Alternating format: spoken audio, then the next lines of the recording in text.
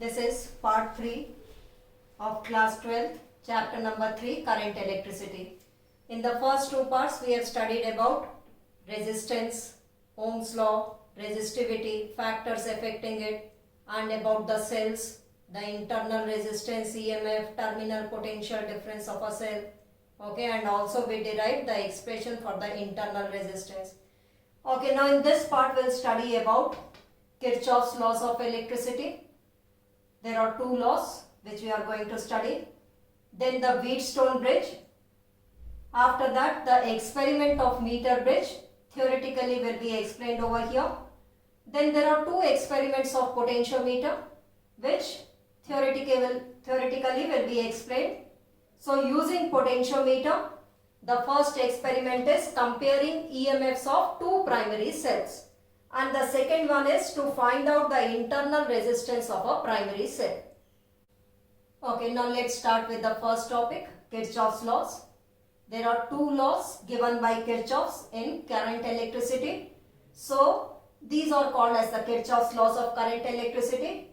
The first law or the first rule is called as the junction rule, which states that the algebraic sum of all the currents meeting at a junction is equal to 0. So, at a junction in an current electricity, in an electrical circuit, at a junction, the summation of all the currents meeting at that junction is equal to 0. So, at a junction in the current electricity, the algebraic sum of all the currents meeting at that junction is equal to 0. That is, summation of I is equal to 0. Okay, now the sign convention which is considered over here is the current entering the junction is taken as positive, whereas the current leaving the junction is taken as negative. Okay, let us consider an example. Let O is the junction. I1 current, let it is entering the junction. I2 is leaving, I3 is leaving, and let I4 is again entering the junction. Okay, the whole electrical circuit is there. I have not drawn the electrical circuit, only the junction I have drawn. Okay, and these are the currents, some of the currents entering and some of the currents leaving the junction. Now, according to the rule, according to the sign convention, the currents entering the junction, I1 and I4 will be taken as positive, and the currents leaving the junction, I2 and I3 will be taken as negative. So now the algebraic sum of all the currents meeting at this junction is 0. So I1 is positive, I2 negative, I3 again leaving negative, plus I4 is equal to 0, which can be written as I1 plus I4 is equal to I2 plus I3. Okay, what is this? This is the summation of the current entering the junction. This is the summation of the current leaving the junction. So this junction rule can also be stated as the current entering a junction will be always equal to the current leaving the junction. Okay, so the current entering the junction is equal to the current leaving the junction, and this law is based on conservation of charge. That is, the charge remains conserved at this junction. So it is based on conservation of charge.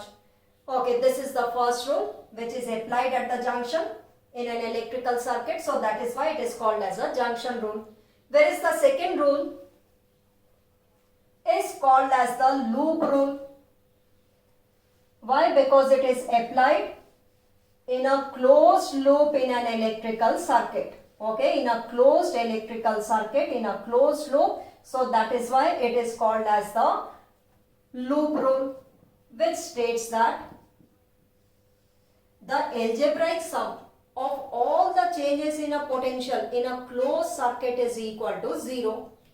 Okay, so algebraic sum of all changes in potential in a closed circuit, or you may say in a closed loop, is equal to 0. Okay, now what can be the changes in the potential in a closed circuit? There may be a cell. Across the terminals of the cell, the potential difference, maximum potential difference, we call it as the EMF. So one of the potential difference or one of the potential can be EMF of a cell. And if there is a resistance and current flowing through that resistance, across the resistance, the product of I and R, current and resistance, that is also the potential difference. So the algebraic sum of all the changes in the potential difference, what it can be? EMF of a cell or the product of current and resistance. So the algebraic sum of all changes in EMF of the cells which are connected in that closed circuit plus the product of current into resistance, that is equal to 0. Now the sign convention which is considered here is high potential to the low potential. If we are moving from high potential to low potential, this will be taken as negative, and low potential to high potential. If we are moving from low potential to high potential, this will be taken as positive. Now let us consider a cell. We know that positive terminal is at a higher potential, negative terminal is at a lower potential.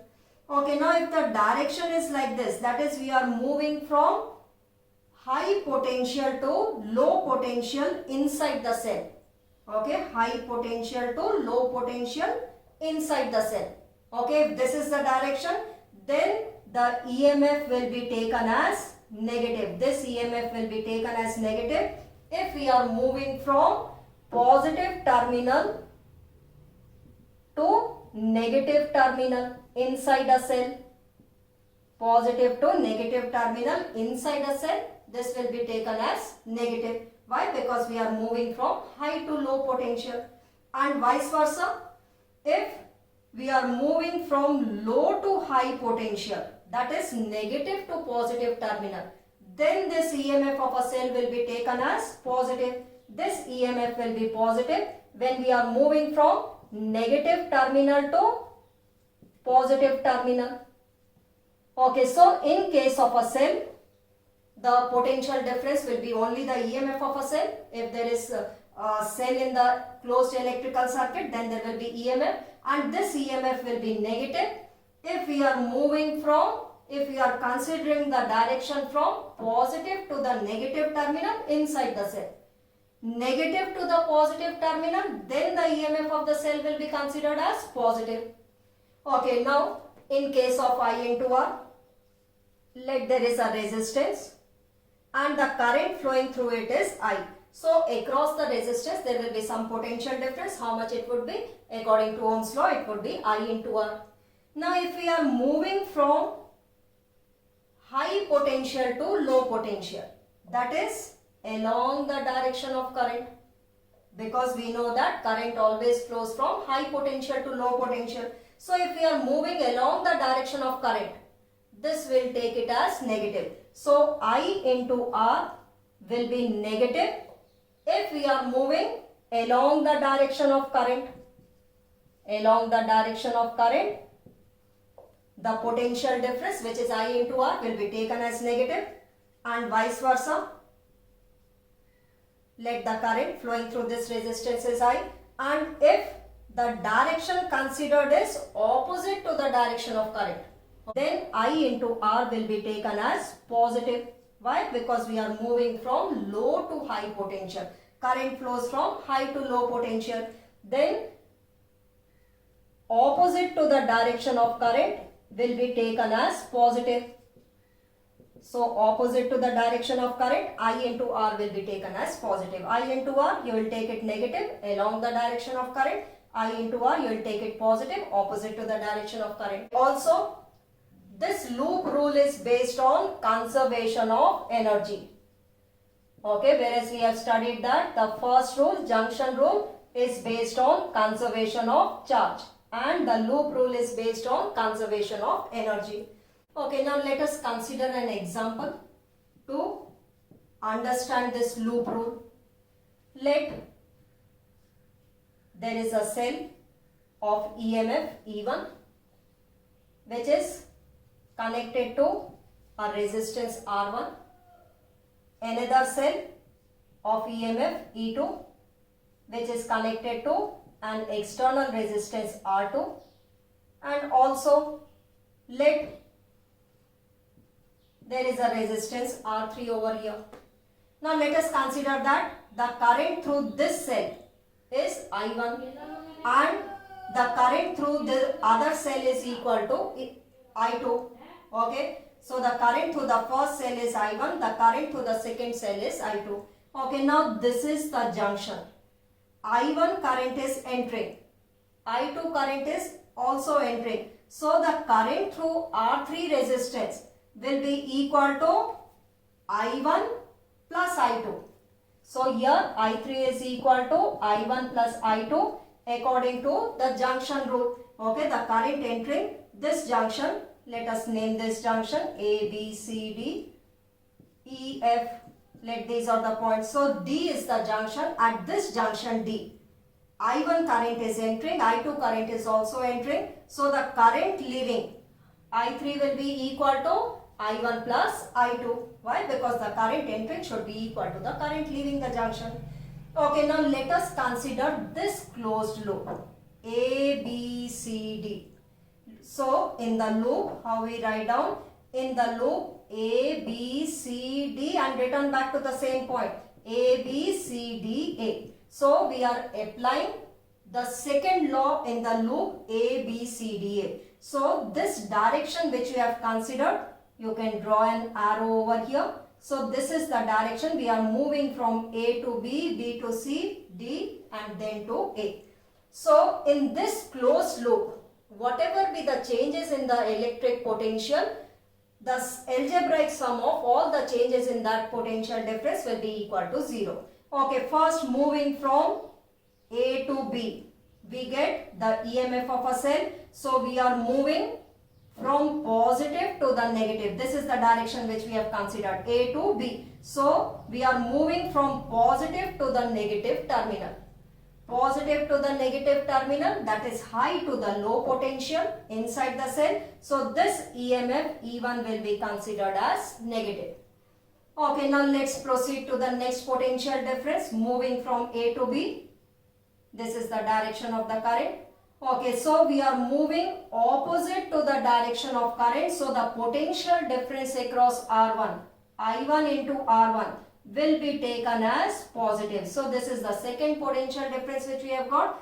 A to B we are moving. So this is the direction which we have considered. So positive to the negative terminal, E1 negative, I1 into R1 opposite to the direction of current. So it will be positive. Okay, again B to C, there is no potential difference. C to D, we get I3 into R3. Again we are moving opposite to the direction of current. So I3 into R3 will be taken as positive.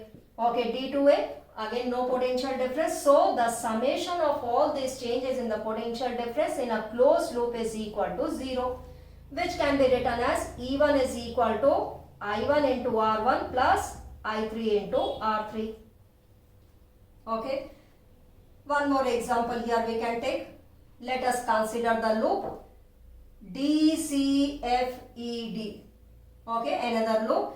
So in loop D, C, F, E, D. Okay, now moving from D to C, what is the first potential difference? I3 into R3. Now we are moving from D to C. Okay, so this is the direction which we have considered. So I3 into R3 along the direction of current, it will be taken as negative. So minus I3 R3. Then this is the current flowing along the direction of current. Again I2 R2 is negative. Then we are moving inside the cell from negative to the positive terminal. So the direction which we have considered is from negative to the positive terminal inside the cell, and from negative, that is low to high potential, this E2 will be taken as positive. Okay, so this can be written as E2 is equal to I2 into R2 plus I3 into R3. Okay, so from these two equations, we see that the EMF of a cell is equal to the summation of product of current and resistance. So this law can also be stated as the summation of EMF of the cells is equal to summation of the products of I into R. Okay, now let's study Wheatstone bridge, the next topic. It is an arrangement of four resistances along the four arms of a quadrilateral. Let us name these resistances as P, Q, R and S. Along one of the diagonal, a galvanometer is connected, and along the other diagonal, a cell of EMF E and a key are connected. Okay, so along the other diagonal, a cell and a key are connected. Let us name this quadrilateral as A, B, C, D. So Wheatstone bridge is an arrangement of four resistances along the four arms of a quadrilateral in a closed circuit. So the four resistances which we have considered are P, Q, R and S, and let us name this quadrilateral as ABCD. Along one of the diagonal BD, a galvanometer is connected, and along the other diagonal AC, a cell and a key are connected. Okay, now let the current through the cell is or through the battery is I. Now let us apply the junction rule. This current which is entering the junction A should be equal to the current leaving. Let the current through P resistance through this branch AB is I1, through AD branch let it is equal to I2, that is through Q resistance let it is equal to I2. Okay, now we know that the current entering should be equal to current leaving. So this I should be equal to I1 plus I2. Why? Because the current entering is I1 plus I2 and the current leaving should also be equal to I1 plus I2. Okay, now let us apply the junction rule at the junction B. Okay, I1 current is entering. So these are the two currents leaving the junction. Okay, if I1 current is entering the junction, it should be equal to the sum of this current and this current. Now let us consider that the current flowing through the galvanometer is Ig. So what will be the current through BC branch? This current will be equal to I1 minus Ig. You can check it. I1 is entering, which should be equal to the sum of the current leaving, Ig plus I1 minus Ig, which is equal to I1 only. Okay, now we reach the junction D. Here Ig current is entering the junction. From here I2 current is entering the junction.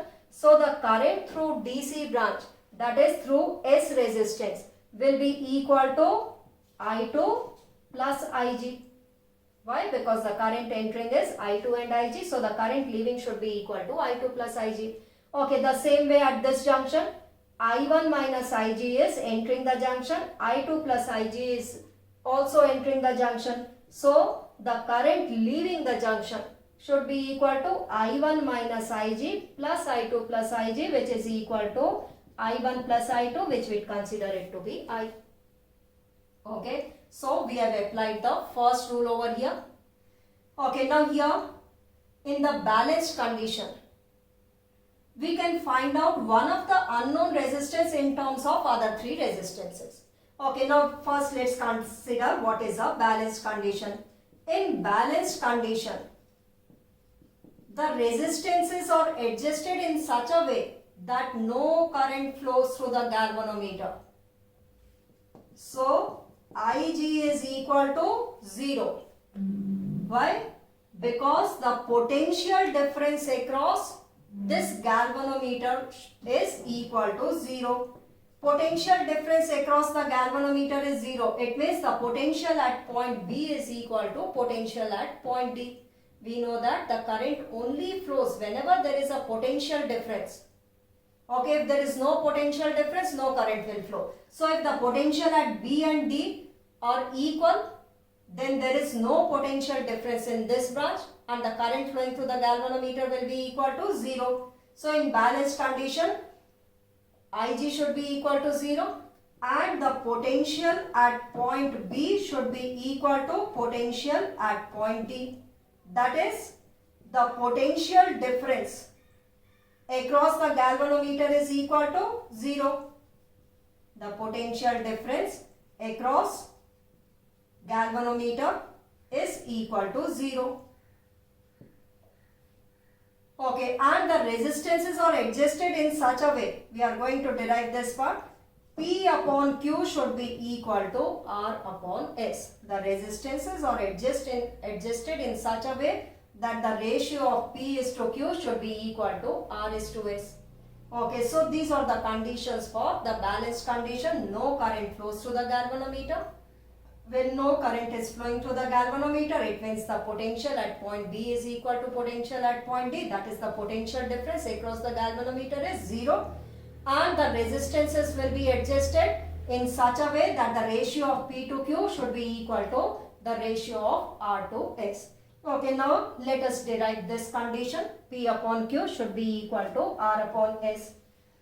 Okay, now we apply the second law, that is the loop rule in the closed circuit. First, let us consider the closed loop as A, B, D, A. So, we'll apply the second rule, that is the loop rule. In the loop A, B, D, A. Okay, so here first we draw this direction which we have considered. We are moving from A, B, D, A. Okay, moving from A to B, we get I1 into P. What is the first potential difference? I1 into P. Now whether this I1P will be positive or negative, we are moving A to B, that is along the direction of current. Along the direction of current, I1 into P will be negative. Okay, then Ig into, let the resistance of the galvanometer, let us consider it to be capital G. So the next will be Ig into capital G. Okay, now whether this potential difference, Ig, the current through the galvanometer, and G is the galvanometer resistance. Again we are moving along the direction of current. So this Ig into G will be negative. Okay, then D to A. What do we find? What is the potential difference? I2 into Q.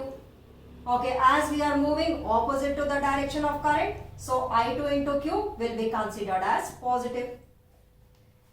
Okay, so this is equation number 1. Now let us apply the second rule in the loop BCDB.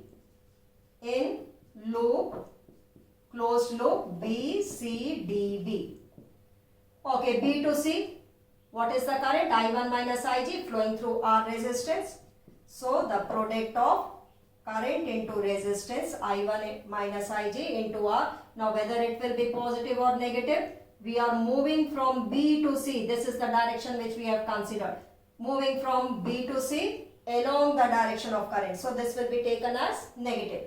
Okay, then C to D, I2 plus Ig into S. I2 plus Ig into S. Okay, now this direction is opposite to the direction of current, so this will be considered as positive. Again, Ig into G, opposite to the direction of current, so this will be taken as positive. Ig into G is equal to 0. Okay, now we consider that it is in balanced condition. In balanced condition, we know that the current through the galvanometer is 0. That is, Ig is equal to 0. So, substituting Ig is equal to 0 in these two equations, we get the first equation to be minus I1 into P. This Ig is 0, so this term is 0. Plus I2 into Q is equal to 0. Okay, this can be written as I1 into P is equal to I2 into Q. Let it is equation number 1. Now again substituting Ig is equal to 0 in this equation. This Ig is 0. So what do we get? Minus I1 into R plus I2 into S is equal to 0. So this implies I1 into R is equal to I2 into S. This is equation number 2. Dividing these two equations, 1 upon 2, what do we get? I1 P upon I1 R. So what do we get? P upon R. I2 Q upon I2 S, we get Q upon S, which can be written as P upon Q is equal to R upon S. So this is the balanced condition. In this condition, no current flows through the galvanometer. So the potential difference across the galvanometer is 0. Okay, now the next topic is meter bridge. Here in the lab also you have to do this experiment, meter bridge experiment. It is in the CBSE syllabus. Okay, why is it called as a meter bridge? Because we are using 1 meter long wire made up of standard resistance. That is, standard resistance is of constantan, manganese or nichrome. Why we use these alloys as a standard resistance? Because their resistivity is high and the temperature coefficient of resistance is low. So on a wooden block you will find 1 meter long wire, let it is AB, which is fixed on a wooden board. Parallel to it there will be 1 meter scale also. Okay, now perpendicular to this wire there are thick metallic strips having 2 gaps. Okay, all this is fixed on the wooden board. So thick metallic strips will be there perpendicular to this standard resistance wire, which we call it as the meter bridge wire, made up of constantan or manganese. Okay, thick metallic strips. Why we use thick metallic strips? Because the area is small and the resistance will be negligible. So the resistance will be only of this AB wire. And you will find few terminals over here. Okay, these are the terminals. In one of the gap you have to connect a resistance box. A resistance box is connected in one of the gap. Any resistance can be taken out from this resistance box. And in the other gap a wire whose resistance is S, which is unknown, which has to be determined, is connected in the other gap. Okay, across this wire you will connect a cell and a key. Okay, and one center terminal you will find on the middle strip. You will connect a galvanometer, and galvanometer is connected to a jockey which can be slided on the AB wire. Now what is a jockey? Jockey is a thick metallic strip having knife edges. So this can be slided on the AB wire. So first of all these connections have to be done. In one of the gap resistance wire, in the other gap the wire whose unknown resistance is S, which has to be determined. Across AB wire a cell and a key. From the middle terminal a galvanometer and a jockey are connected, and this jockey can be slided on the AB wire. Okay, now it is the practical application of Wheatstone bridge. We'll slide the jockey on the AB wire to get null deflection in the galvanometer. Null deflection means zero deflection. Zero deflection means no current is flowing through the galvanometer. Okay, so let we get it at L length. Let this AJ length is L. So the remaining length, JB length, will be equal to 100 minus L centimeter, as it is 1 meter long wire. If this is L centimeter, this is 100 minus L centimeter. Okay, so in the readings what you will do? You will take out some resistance from the resistance box. Let the resistance taken out is R. And then you will slide the jockey on the AB wire to get null deflection. Let you get the null deflection at L length. So the JB length, the rest of the length will be equal to 100 minus L centimeter. Okay, now no deflection in the galvanometer. Consider it to be like the Wheatstone bridge, balanced condition of Wheatstone bridge. The resistance of AJ length of the wire is P. Let it is equal to P. The resistance of JB length is, let it is equal to Q. This resistance is R. The unknown resistance wire is S. So these are the 4 resistances connected along the arms of a quadrilateral. In one of the diagonal, galvanometer is connected, and in the other diagonal, a cell and a key are connected. So this is the balanced condition of Wheatstone bridge. So that is why it is the practical application of Wheatstone bridge. Okay, now the resistance. Now let's find out what the aim of our experiment is, to find out the unknown resistance in terms of other 3 resistances in the balanced condition. This is P, this is Q, this is R, and the unknown resistance is S. And we know that in the balanced condition P upon Q is equal to R upon S. So we'll use this formula. Okay, now P is the resistance of AJ length. It is the resistance of AJ length wire, and Q is the resistance of the remaining length, that is JB length. If K is the resistance for 1 centimeter, resistance per centimeter, that is for 1 centimeter let the resistance is K. So what will be this P resistance equal to? 1 centimeter has got a resistance K. So L length will have a resistance K into L. So what is the P resistance? It is equal to K into L. Similarly, what will be Q resistance? 1 centimeter length is having a resistance K. So 100 minus L centimeter will have a resistance K into 100 minus L. So here you can find out P upon Q, which should be equal to R upon S. So P upon Q is equal to R upon S, we know, is the balanced condition of the resistances when no current is flowing through the galvanometer.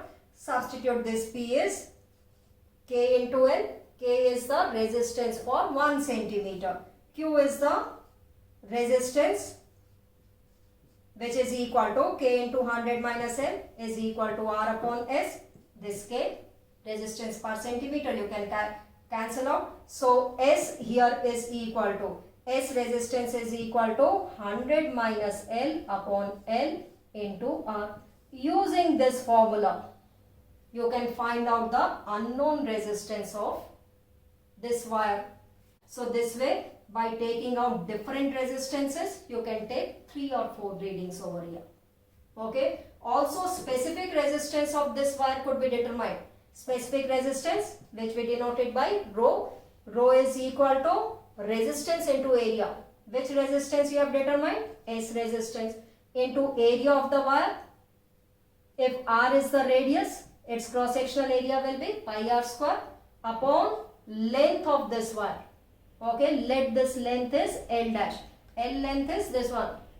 Okay, L dash, let it is the length of S wire. So using this formula, you can also find out the specific resistance. Okay, and here the radius will be found out by using the screw gauge, and L dash length, you have to remove this wire from the terminals and stretch the wire, keep it on the meter scale, and you can find out this L dash length. So this way specific resistance can be determined. The next topic is potentiometer. It is a device to compare EMFs of two primary cells and also to find out the internal resistance of a primary cell. Okay, now the basic principle of the potentiometer is the potential difference between 2 points in an electrical circuit, okay, is directly proportional to the length of the wire. So the potential difference between 2 points of a wire is directly proportional to the length of the wire. On equating it, we get K into L, where K is called as the potential gradient phi because it is equal to V upon L. And what will be its unit? Its unit will be volt per meter.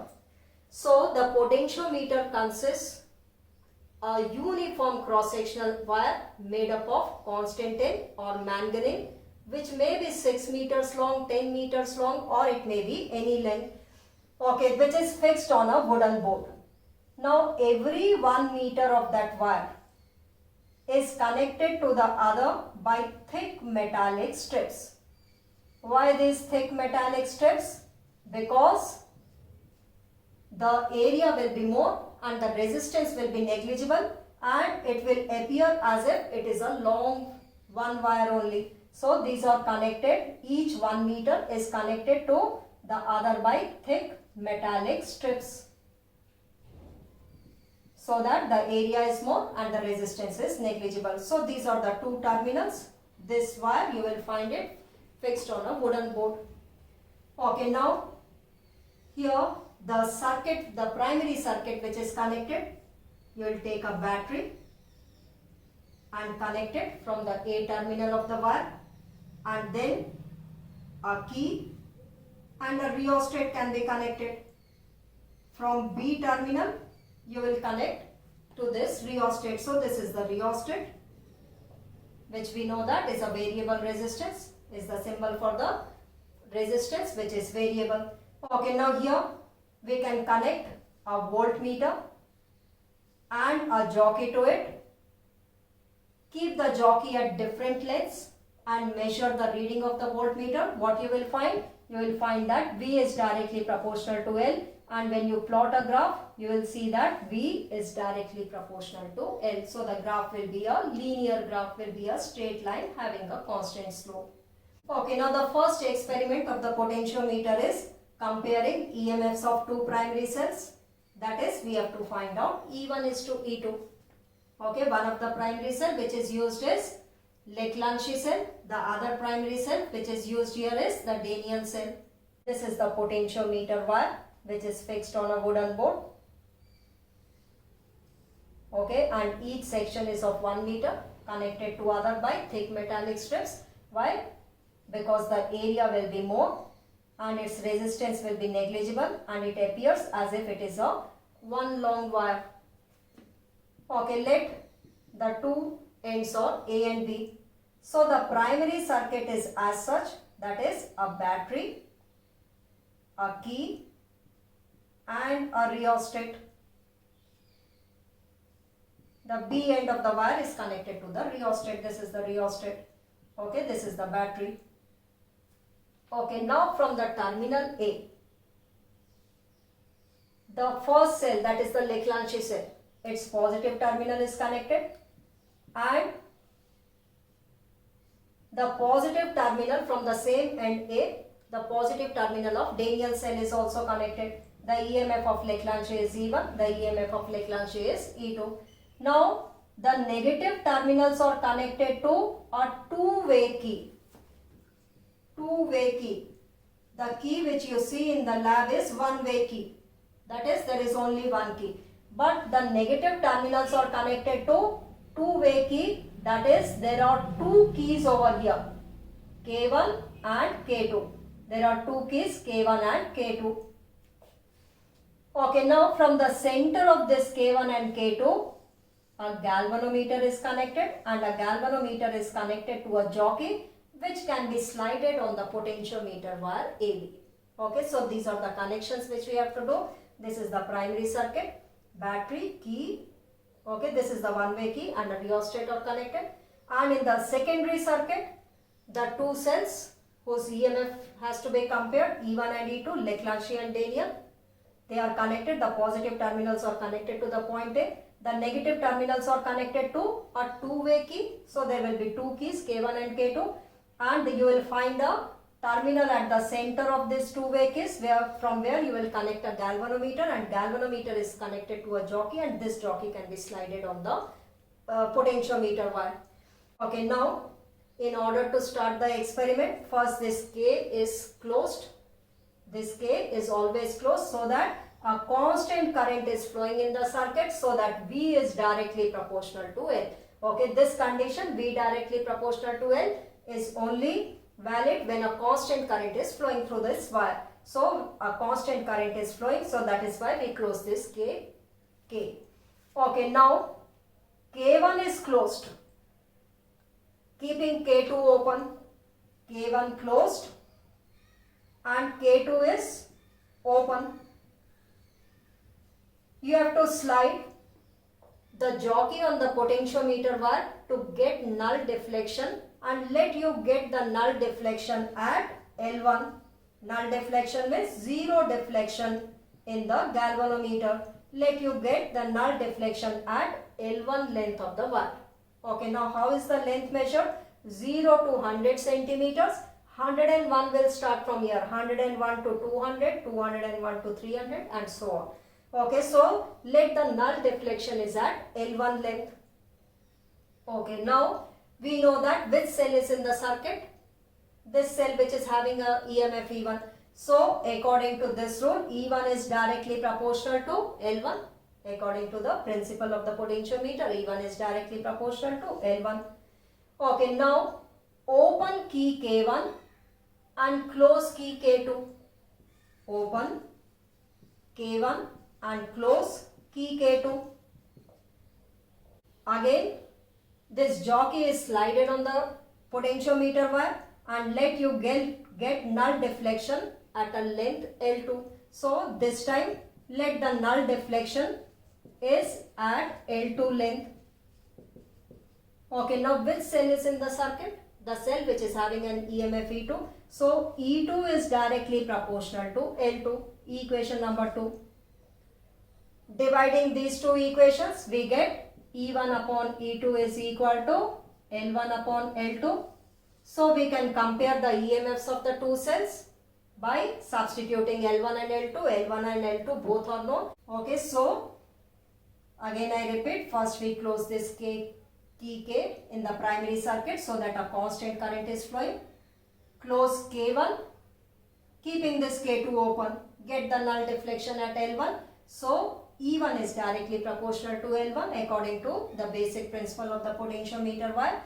Then open this K1 and close K2, you will get E2 is directly proportional to L2. So E1 upon E2 is L1 upon L2. So substituting L1 and L2, you can find out, you can compare the EMFs of two cells.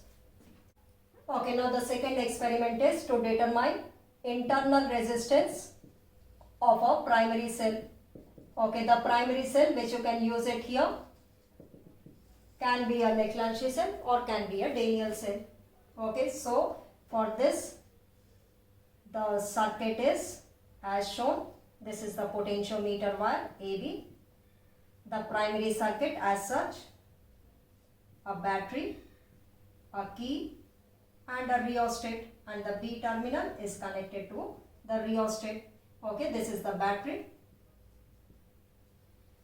Okay, now from A terminal, the cell whose internal resistance has to be determined, this is the primary cell, it may be a Leclanché or a Daniell cell, you connect it, the positive terminal is connected to the A end, and parallel to this cell, a resistance box from which resistance capital R can be taken out, and another key K1 is connected. Let this key K is in the primary circuit, another key K1 is connected, and from here a galvanometer and a jockey is connected, and this jockey can be slided on the potentiometer wire. Okay, so this is the circuit which you have to make it. Connections in the primary circuit, battery, key and a rheostat.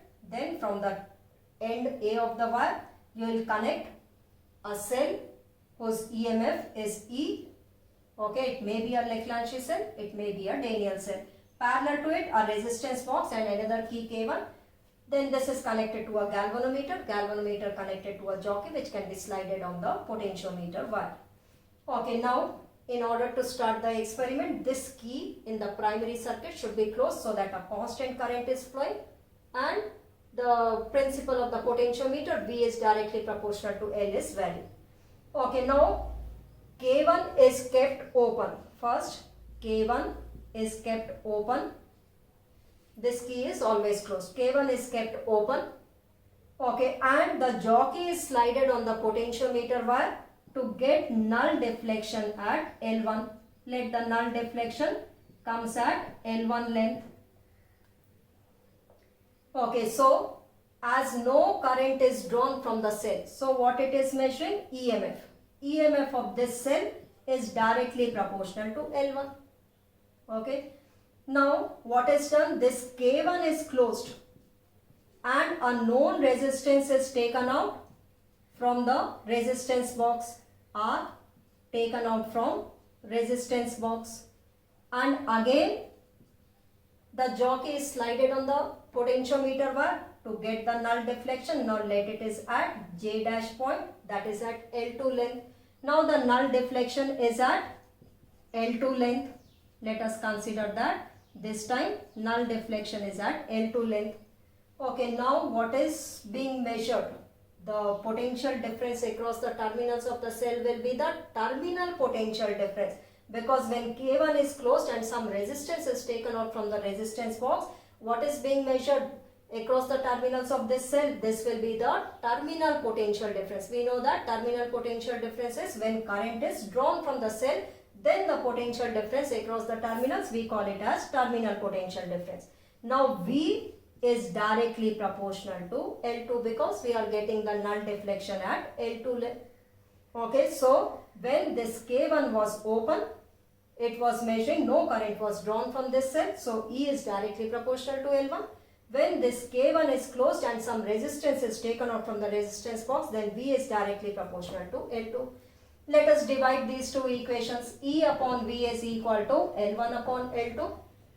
Okay, here E is equal to, we have already studied, the external resistance plus, this is the external resistance R which is taken out from the resistance box, plus the internal resistance of the cell. Whereas the terminal potential difference is V is equal to I into capital R. R is the resistance taken out from the resistance box is equal to L1 upon L2. Okay, so from here you have to find out the expression for the internal resistance. So 1 upon R plus capital R is equal to L1 upon L2. So R is equal to L1 upon L2 minus 1 into R.